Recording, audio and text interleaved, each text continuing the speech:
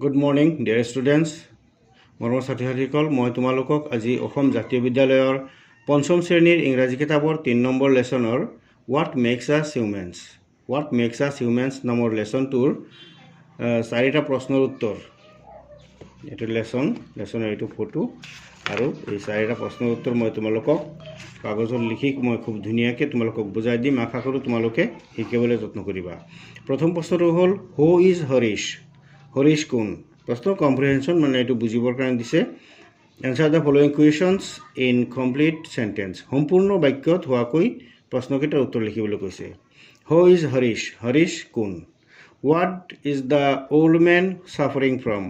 বুঢ়া মানুহজনে কি বেমাৰত ভুগি আছিল? এইটো এটা প্ৰশ্ন। 3 number C, what does the old man forget at home? বুঢ়া মানুহজনে ঘৰত কি পাহৰি গৈছিল? Number D, who pays the money for tea that night? সেইদিনা ৰাতি চাহৰ বিল কোনে দিছিল? এতিয়া প্ৰশ্নোত্তৰখিনি মই বৰ্ডত নহয় বহি কাগজৰ টুকুৰাত মই লিখিছোঁ। তোমালোকক মই এতিয়া ধুনীয়াকৈ বুজাই দিম। আশা কৰোঁ তোমালোকে ভালকৈ শিকিবলৈ যত্ন কৰিবা। Who is Harish? হৰিশ কোন? ইয়াত হু ইজ হৰিশ আনচাৰটো মই প্ৰেজেণ্ট টেন্সতে লিখিছোঁ। Harish is a thief. ইয়াত যদি হৰিশ ৱাজ এ থিফ লিখা হয় তথাপি শুদ্ধই হ'ব। Harish is a thief, Harish এজন চোৰ, বা Harish was a thief, Harish এজন চোৰ আছিল। What is the old man suffering from? বুঢ়া মানুহজন কি বেমাৰত ভুগি আছিল? The old man was suffering from rheumatism. এইটো ৰিমেটিজিম মানে বাত বিষৰ বেমাৰত বুঢ়া মানুহজন ভুগি আছিল। What does the old man forget at home? বুঢ়া মানুহজনে ঘৰত কি পাহৰি গৈছিল? What does the old man forget at home? বুঢ়া মানুহজনে ঘৰত কি পাহৰিলে বা পাহৰিছিল?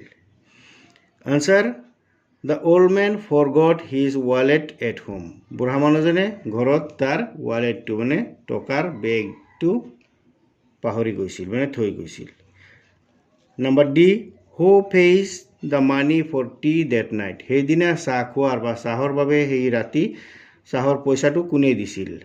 Answer, Harish paid the money for tea that night. হৰিশে সেইদিনা ৰাতিৰ চাহৰ খৰচ বা চাহৰ দামটো দিছিল। ছাত্ৰ-ছাত্ৰীসকল, এইখিনিয়ে প্ৰশ্ন উত্তৰ। এইকেইটাই মই আজি তোমালোকক দিলোঁ। তোমালোকে আশা কৰোঁ তোমালোকে ভালকৈ মনোযোগেৰে শুনিবা বা শুনিছা আৰু শিকিবলৈ যত্ন কৰিবা। ধন্যবাদ।